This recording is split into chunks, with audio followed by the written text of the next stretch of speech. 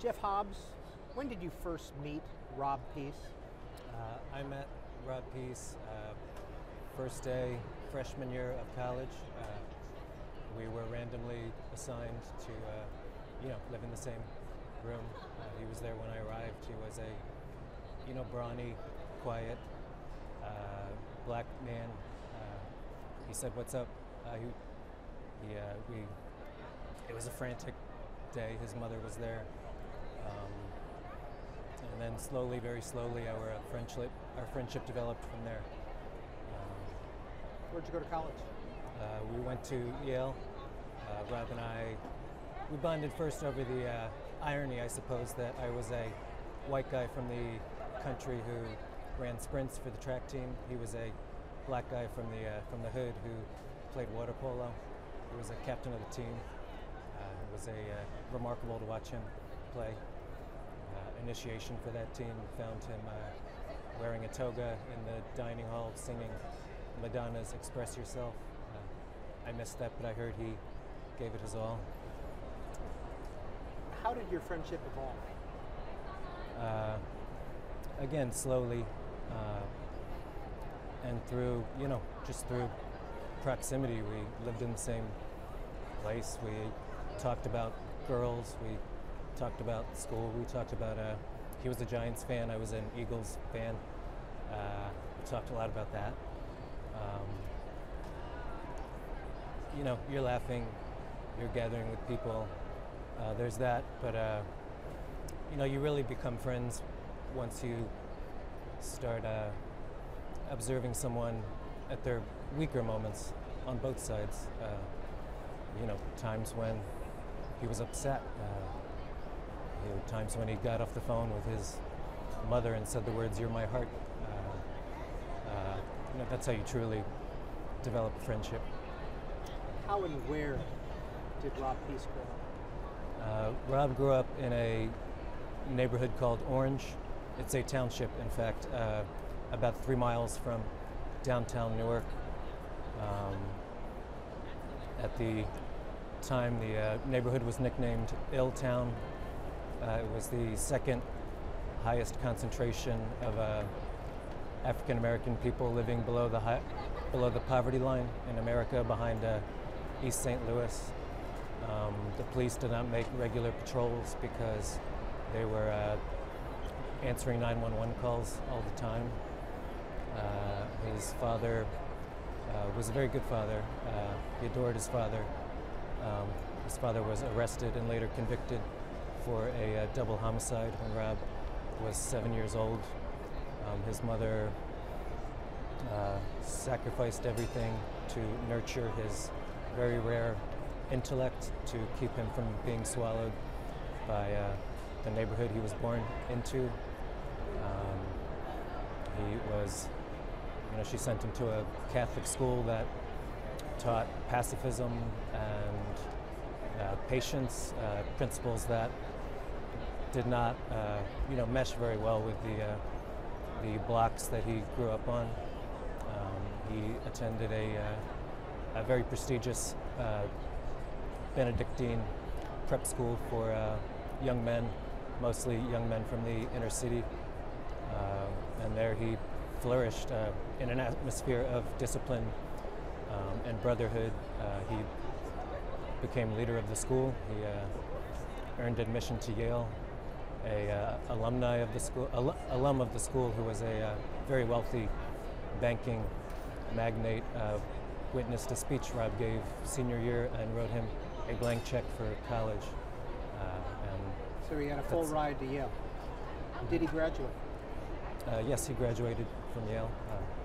Did you graduate from Yale? I did. Yeah, we graduated on the same day.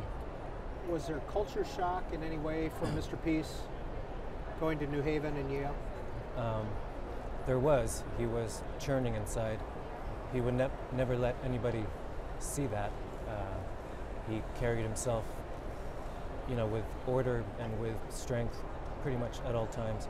There was one night I came home to our room and he was sitting alone in the dark.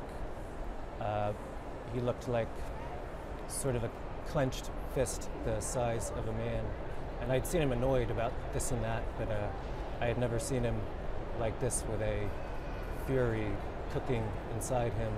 He was working in the dining hall at the time, washing dishes.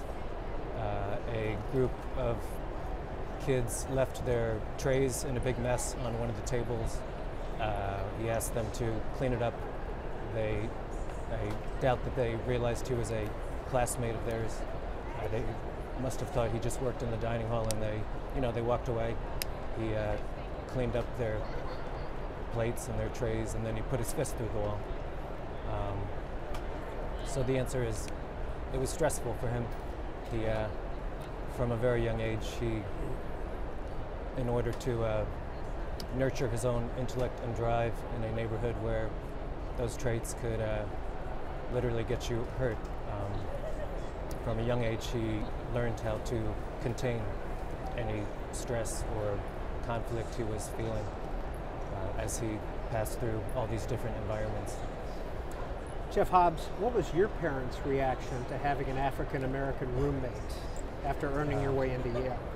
That's a good question. I was a ranked runner. I ran the hurdles, so I ran for the Junior Olympic track team in my area. I spent my summers riding in vans with and sharing Motel 6 rooms with mostly black teammates. I felt very comfortable with some of the lingo. They called me an honorary black man. I tried to show this to Rob when I first met him, and he, I think whether out of amusement or to preserve my dignity, did not clue me in on the fact that we came from very different worlds, and that a few track meets did not, make us any more alike in that respect.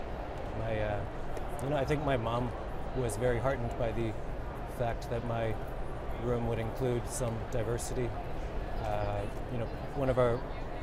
We had two other roommates. One was a teammate on the track team who was black, and the other was a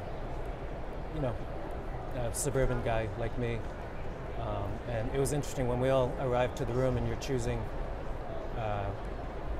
There were two rooms off a common room with bunk beds in each room, and we were deciding who was going to be in which room. And without discussing it, we all understood that the right thing to do would be to mix our races in the bunk beds. So there were subtle racial dynamics, I would say, but we were all in a new place for the first time. Why did you write this book?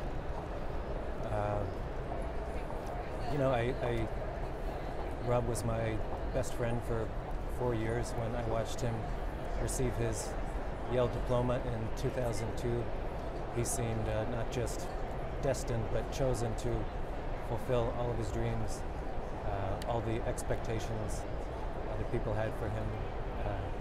Obviously he didn't. He was murdered by men in ski masks, and I was at his funeral just wondering what happened in 9 years, what happened during the first 18 years of his life, what happened during the 4 years I knew him that would precipitate I don't know if you call it fate, but an end such as this.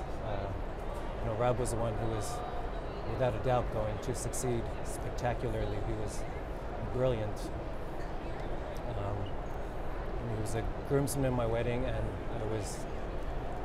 this was a terrible, painful mystery, and I needed to know. And once I began to realize the broader issues that his story encapsulates, the fact that his life could mean something much bigger than the love people had for him. I just felt like I had to write this book. I didn't owe him anything, but these were issues he talked about during his life extensively. And if a college-age kid could pivot his life in a slightly different direction, because of the way